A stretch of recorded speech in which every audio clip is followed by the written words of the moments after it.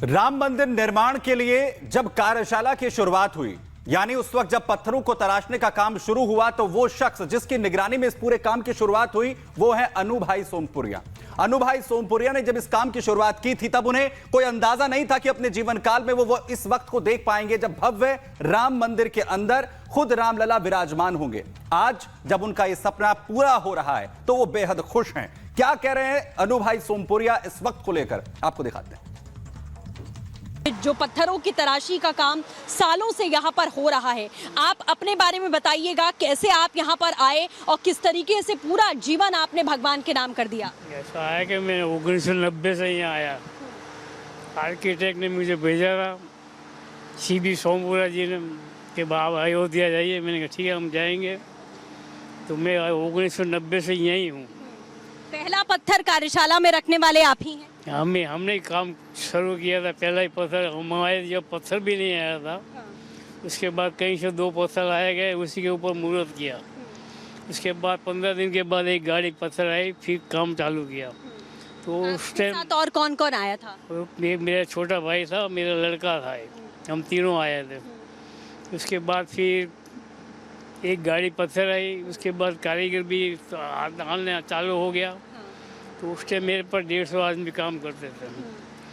फिर कितनी उम्र थी आपकी जब आप अयोध्या आया था? जब 45 साल की मेरी उम्र थी और अभी 84 साल की है। 84 साल की है। लगभग 40 साल से ज्यादा का समय आपने अयोध्या में दिया। 33 साल दे दिया हमने।